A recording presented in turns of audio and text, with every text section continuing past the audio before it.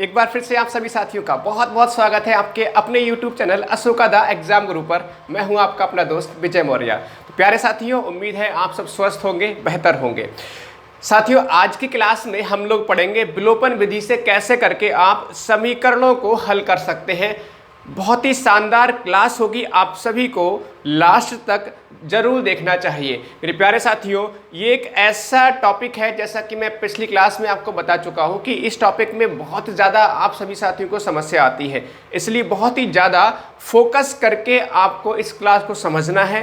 क्योंकि अगर आज की क्लास आपने समझ ली तो आपकी बहुत सारी समस्याएं दूर होंगी, जिससे आपके जो आने वाले एग्जाम्स हैं यूपी टेट, सुपर टेट, उनमें भी आपको बहुत ज़्यादा सहायता मिलेगी। तो मेरे प्यारे साथियों, पिछली क्लास में आपको याद होगा हमने प्रतिस्थापन विधि से समीकरणों को कैसे करके हल किया जाता है उस पर आधारित कई सारे प्रश्न किए थे। आज की क्लास में विलोपन विधि से कैसे करके आप समीकरणों को हल करते हैं इस पर चर्चा करेंगे। तो चलिए बिना देर की हम स्टार्ट कर रहे हैं आज की क्लास। तो मेरे प्यारे साथियों, जो पहला सवाल है उसको हम लोग करते हैं। हमारे पास समीकरण है, एक समीकरण दे रखी है x minus y is equal to 3 और दूसरी समीकरण बच्चों हमारे पास है x minus y is equal to 1। ठीक, ये हमारे पास सवाल है। अच्छा, ऊपर आपका x plus y is equal to 3 और x minus y is equal to 1। मैंने बहुत ही आसान सी समीकरण ली है जिससे आपको समझने में आसानी रहे। तो प्यारे साथियों, एक समीकरण हमारे पास ये है और दूसरी समीकरण हमारे पास ये है।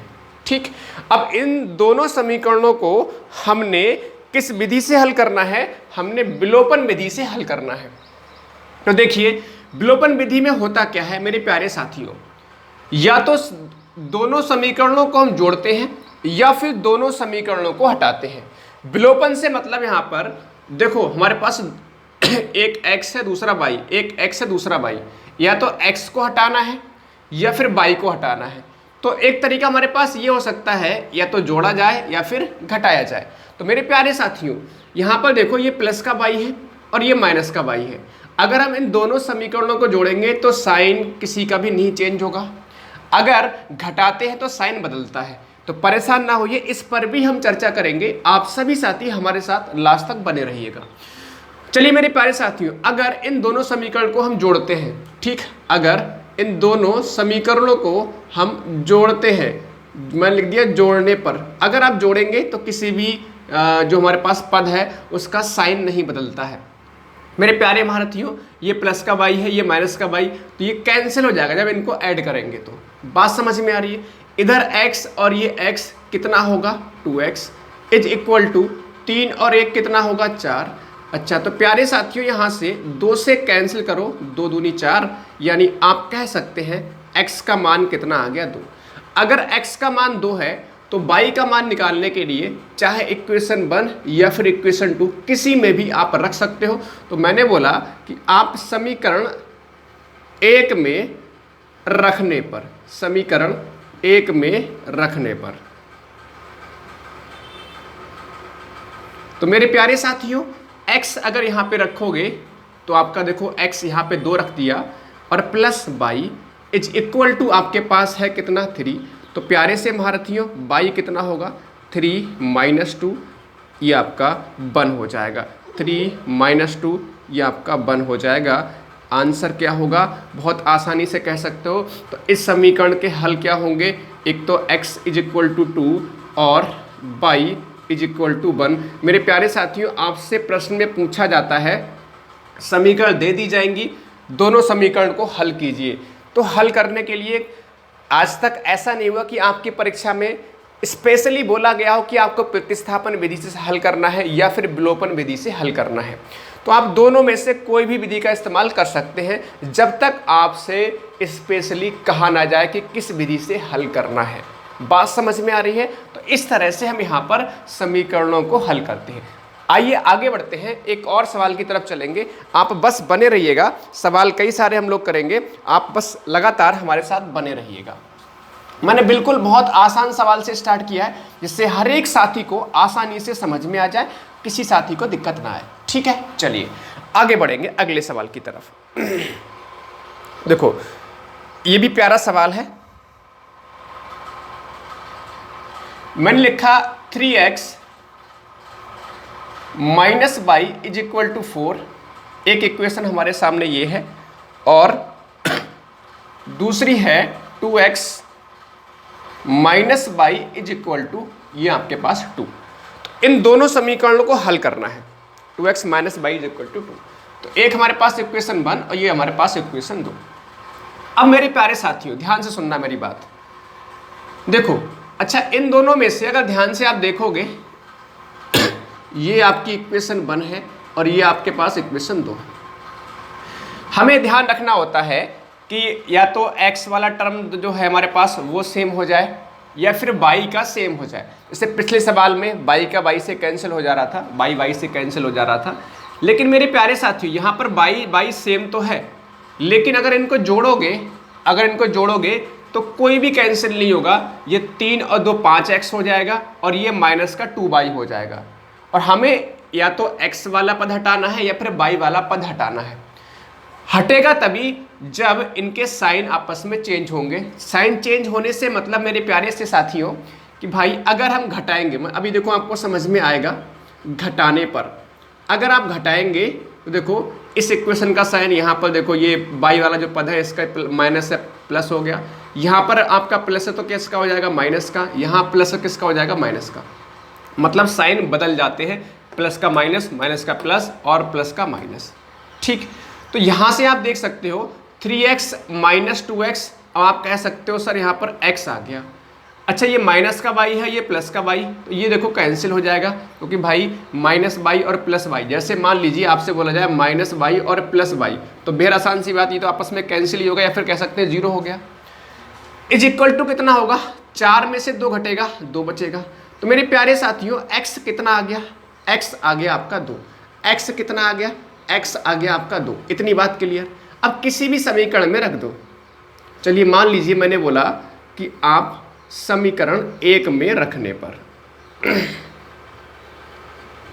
समीकरण 1 में रखने पर, तो समीकरण 1 है क्या, आप देख सकते हो 3x है और x कितना है 2, तो 3 into 2 minus y is equal to कितना, इज इक्वल टू कितना 4।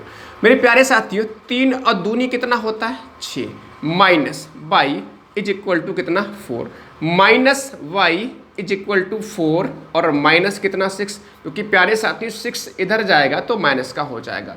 Minus y is equal to कितना माइनस का 2, 4 माइनस 6 माइनस का 2, माइनस से माइनस कैंसिल, बाई कितना आ गया 2। यानी कि इन दोनों समीकरण के हल क्या क्या हो रहे हैं, x इज इक्वल टू आप कह सकते हो 2 और y इज इक्वल टू कितना 2, तो x इज इक्वल टू 2 और y इज इक्वल टू 2, इन दोनों समीकरण के हल हैं। ठीक, बात सबको समझ में आ रही होगी, बताओ सबको सवाल समझ में आ रहा है। बहुत ही आसान सवाल, बहुत ज़्यादा आसान सवाल कह सकते हो, कठिन सवाल बिल्कुल भी नहीं है। एक और सवाल देखते हैं, मुझे लगता है आपको और बेहतर तरीके से समझ में आएगा। चलिए अगले सवाल पे चलेंगे। अभी कई सारे सवाल करेंगे, निश्चिंत रहो, बस लगातार बने रहो, क्योंकि प्यारे साथियों एक सवाल 2 नंबर में आपको एग्जाम में देखने को मिलेगा, तो इसलिए हल्के में ना लो। और आसान है, ऐसा भी नहीं कुछ इसमें परेशान करने वाला है। चलो नेक्स्ट सवाल की तरफ चलेंगे मेरे प्यारे साथियों। एक सवाल हमारे सामने है, अब देखो इसमें कुछ नया सीखने को मिलेगा।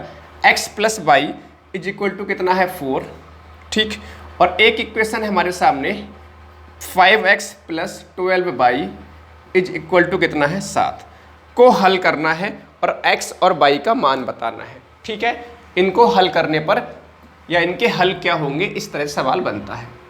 तो मेरे प्यारे साथियों अब देखो यहाँ x है, अगर यहाँ पर x होता तो हमारा काम बन सकता था, यहाँ y है यहाँ पर भी y होता तो काम बन सकता था, या यहाँ पे 12y तो यहाँ पर 12y हो जाए, यहाँ पर 5x है तो यहाँ पर भी 5x हो जाए। मतलब या तो x वाले टर्म्स या फिर y वाले टर्म्स, दोनों में से कोई तो सेम हो जिसको हम कैंसिल कर सके, तो दोनों में से कोई किसी की सहायता ले लो। देखो ये हमारे पास समीकरण 1 है और ये हमारे पास समीकरण 2 है। मान लीजिए हम x वाले इक्वल करना चाहते हैं। जब कभी भी समीकरण में पद इक्वल दिखाई ना दे तो आप क्या कर सकते हो, गुणा करनी पड़े किसी संख्या से।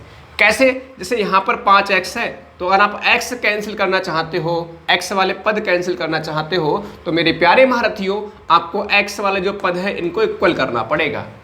इक्वल करने का तरीका क्या है, जैसे अगर यहाँ पर x वाला अगर इक्वल करना चाहते हो तो आप कह सकते हो कि भाई समीकरण 1 में गुणा कितने से करनी पड़ेगी, 5x है, तो 5x यहाँ पर कब बनेगा, जब 5 से गुणा होगी। समीकरण 1 में 5 से गुणा करने पर 5 से गुणा करने पर, बहुत प्यारा सवाल है, मज़ा आ जाएगा। 5 से गुणा करोगे ऊपर तो 5x और प्लस 5y और इज इक्वल टू 5 चौक 20, ये हो जाएगा इस तरह से। फिर 5x plus 12y is equal to कितना, 7। ये बात समझ में आ गई। समीकरण हमने 1 में 5 से गुणा किया, 5x प्लस 5y प्लस 5 चौक बराबर में 5 चौक 20। अब दो समीकरण हमारे सामने हैं। अब देखो अगर जोड़ोगे तो 5 और 5 10x हो जाएगा, 12 5 17y हो जाएगा, तो कैंसिल नहीं होगा कुछ भी, यानी कि घटाने पर लिखो। फिर अभी आपको समझ में आएगा घटाने पर। तो मेरे प्यारे साथियों घटाने का मतलब यहाँ माइनस, यहाँ माइनस, यहाँ माइनस, प्लस था माइनस, प्लस था माइनस।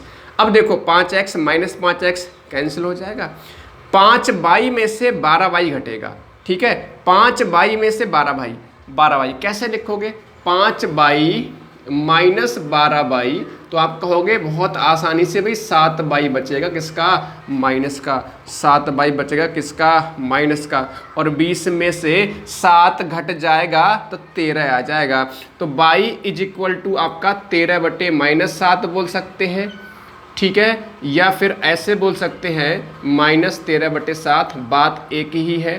तो अगर y का मान आपसे पूछा जा रहा होता तो आंसर होता कितना, माइनस के 13 बटे 7। इतनी बात समझ में आ रही है।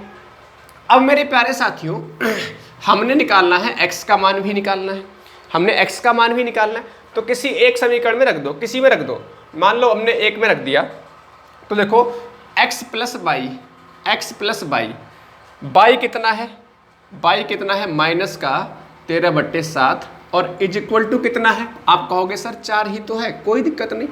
तो ये हमारे सामने देखो, ये उधर ले जाओगे, ये माइनस का है, या ऐसे बोल सकते हैं माइनस का ही होगा, उधर ले जाओगे तो प्यारे साथियों 4 प्लस 13 बटे 7 इस तरह से हो जाएगा, ठीक।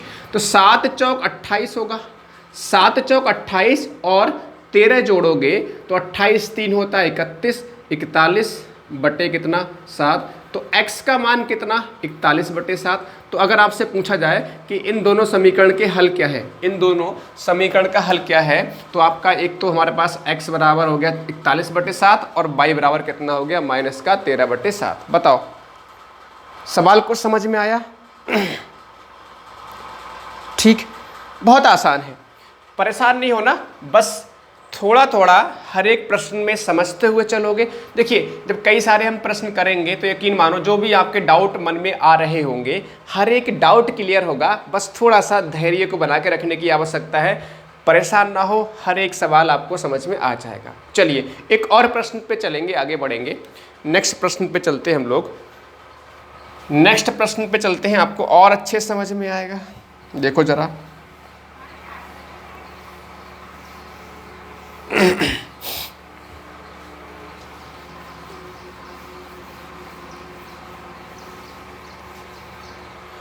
नेक्स्ट प्रश्न देखते हैं। नेक्स्ट क्वेश्चन है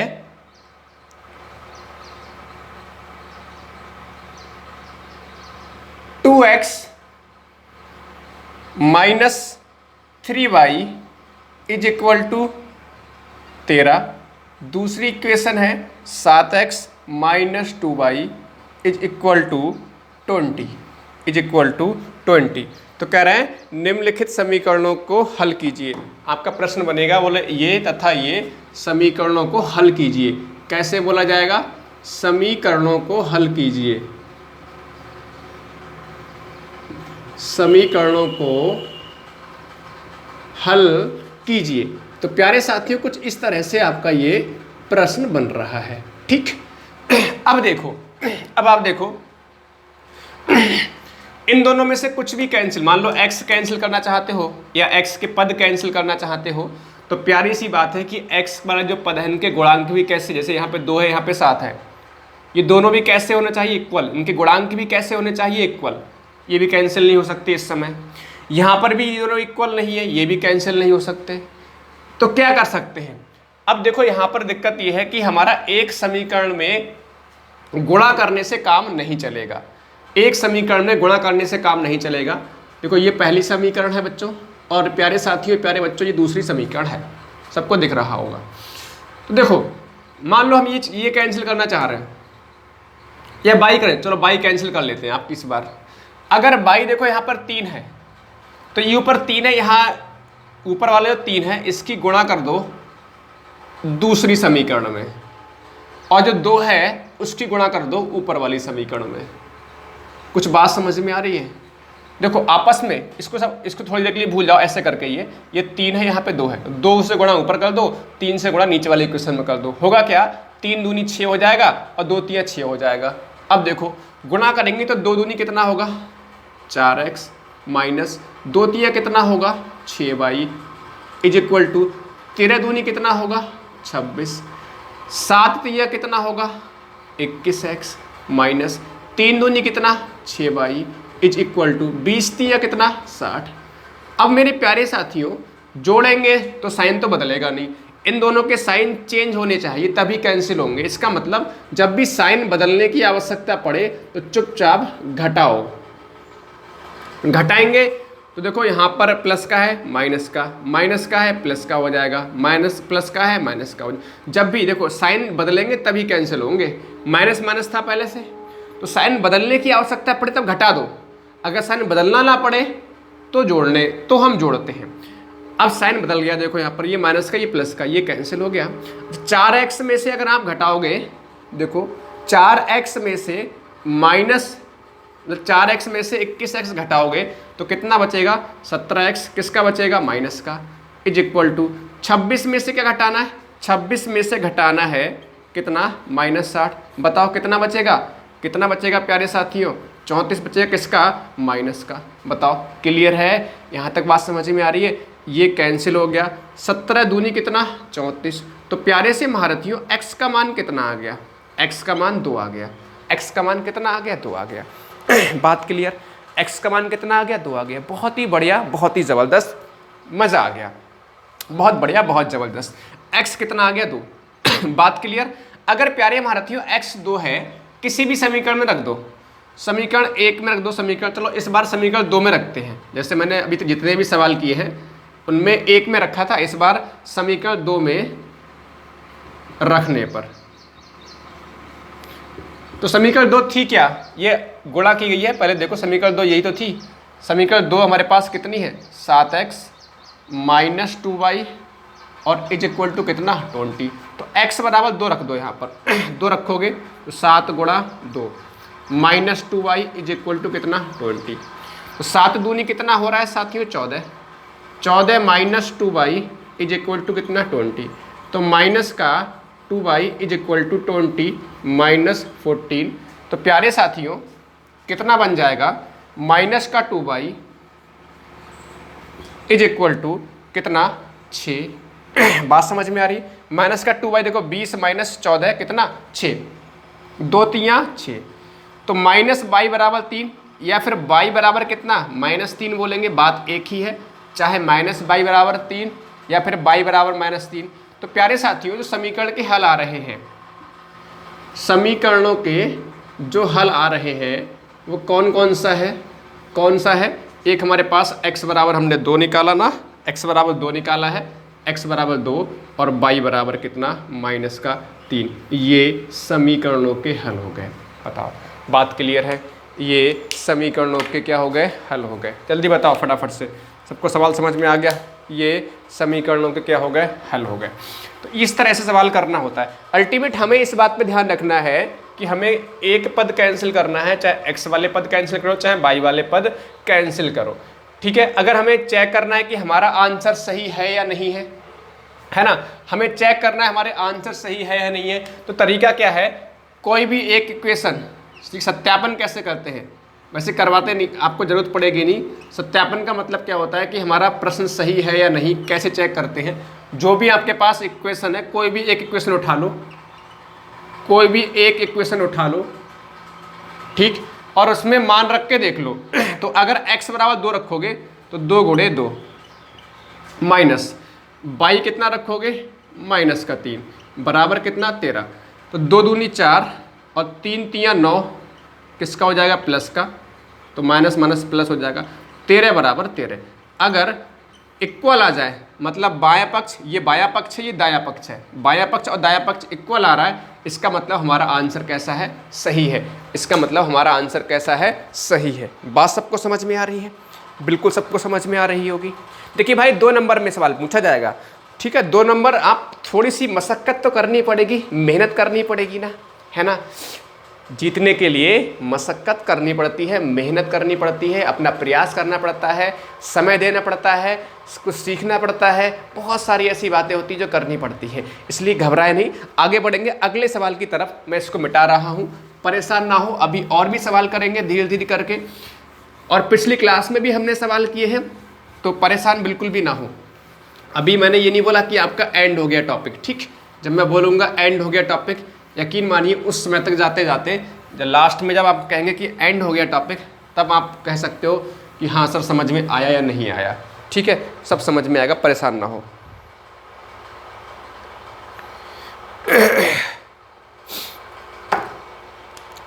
नेक्स्ट प्यारे साथियों, एक प्रश्न है, two x minus 5y is equal to 16 minus 16 बराबर 0, और एक इक्वेशन है 3x plus 4y minus 1 is equal to 0, ठीक है। समीकरणों को हल कीजिए, आगे लिखा है समीकरणों को हल कीजिए, ठीक। ये प्रश्न है, प्यारा प्रश्न है, करते हैं, मज़ा आएगा। 1 मिनट जरा चेक करते हैं, ये दिख रहा है, जरा प्लीज बताओ जरा, इससे दिख रहा है क्या, सबको दिख रहा है, इससे नहीं दिख रहा है ना, नहीं दिख रहा, चलो तो इसी से लिखते हैं।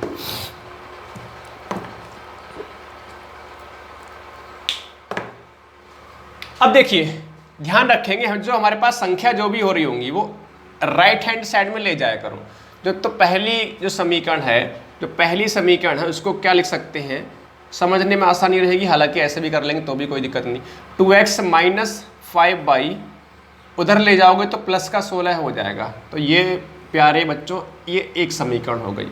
इधर इस समीकरण की बात करेंगे तो 3x प्लस 4y उधर 1 हो जाएगा, ये दूसरी समीकरण हो गई, ये दूसरी समीकरण हो गई। बात क्लियर है। अब देखो, फिर समझो, यहाँ पर मैं बोल रहा हूँ, फिर यहाँ पर समझो कि मैंने आपसे एक बात कही है कि भाई या तो x वाले पद हटाओ या फिर y वाले पद हटाओ, तो कौन सा हटाया जाए, आप बताओ।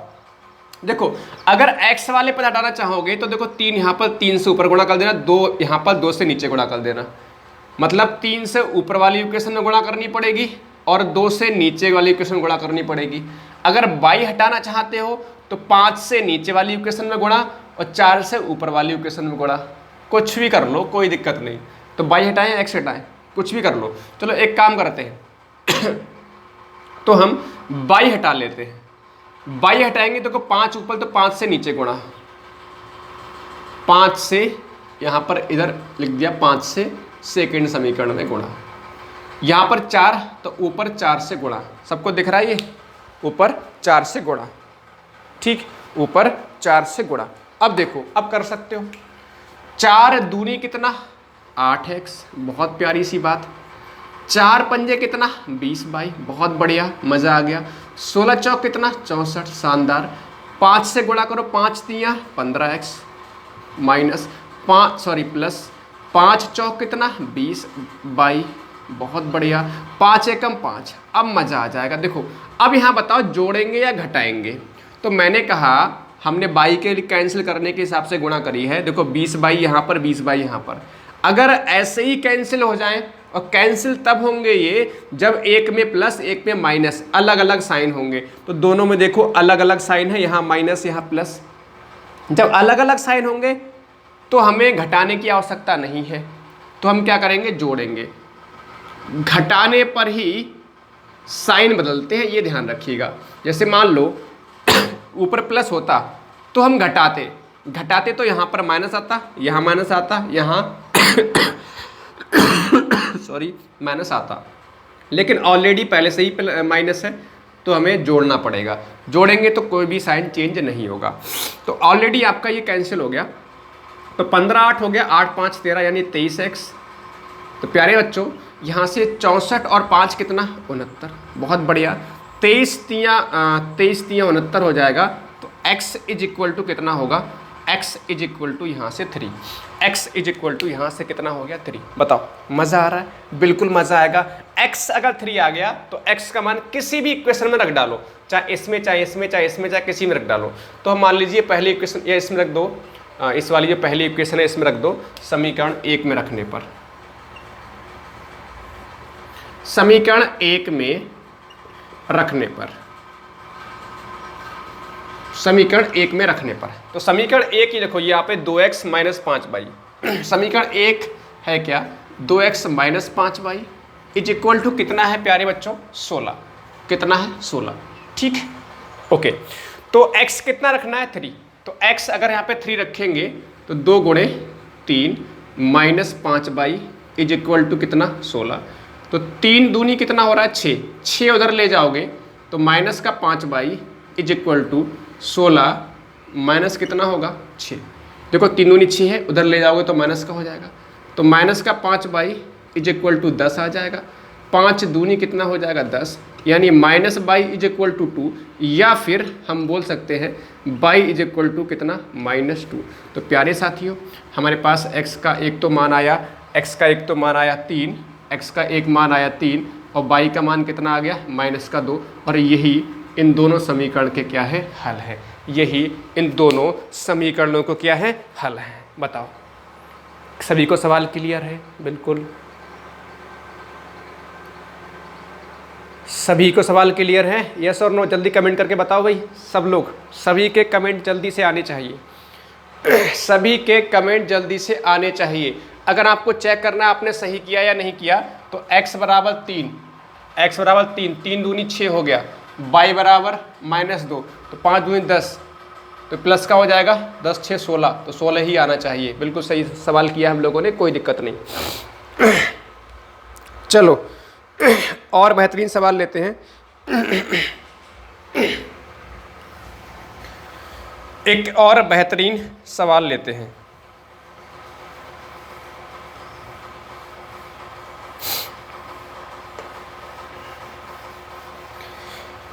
आई होप यहां तक आप सभी साथियों को समझ में आया होगा।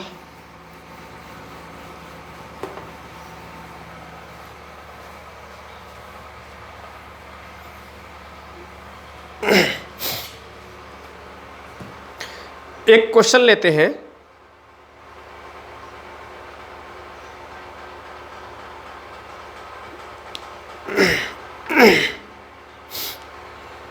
ये प्यारा प्रश्न है, इसमें थोड़ी सी भाषा का इस्तेमाल किया गया है। देखो 3 कुर्सी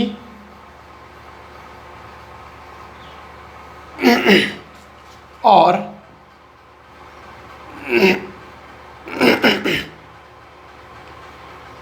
2 मेज का मूल्य 700 रुपये है,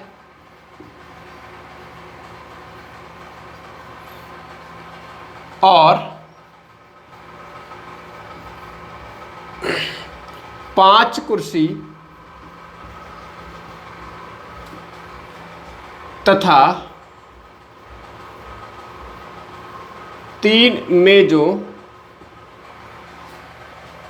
का मूल्य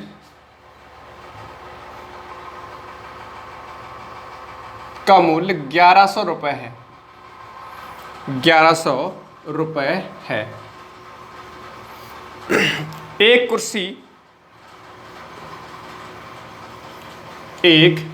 कुर्सी और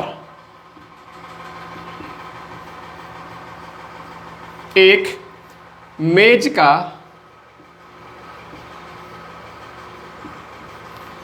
अलग अलग मूल्य ज्ञात करो, अलग अलग मूल्य ज्ञात करो।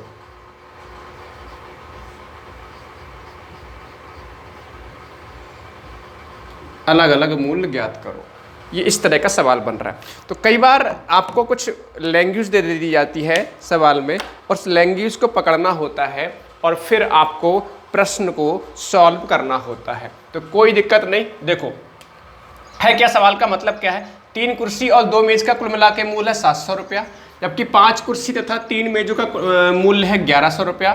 तो 1 कुर्सी और 1 मेज का मूल्य पूछा गया है। तो इस तरह के सवालों को करने का तरीका क्या है, माना 1 कुर्सी का मूल्य मान लो, कुर्सी का देखो लिखते कैसे करके हैं, मतलब पूरा डाटा कैसे लिखेंगे, कुर्सी का मूल्य x मान लो और मेज का मूल्य मान लीजिए y। तो अगर 1 कुर्सी का मूल्य x रुपया है, 3 कुर्सी का मूल्य कितना होगा 3x रुपया, 1 मेज का मूल्य है y रुपया, तो 2 मेज का मूल्य कितना होगा 2y, है ना।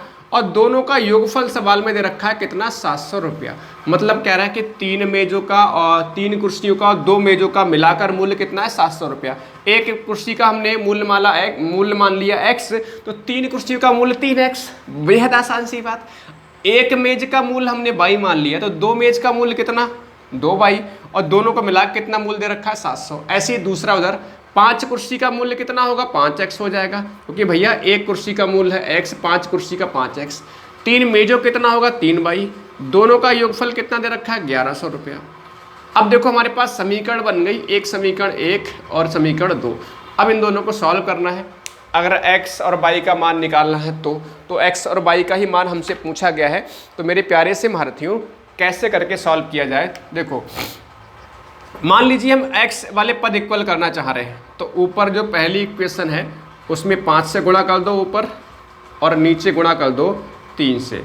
तो 5 तिया कितना 15x, प्लस 5 दूनी कितना 10y, 7 पंजे कितना 35, तो 3500 हो जाएगा। इधर 5 तिया कितना 15x, प्लस 3 तिया कितना 9y इज इक्वल टू 11 तिया कितना 3300।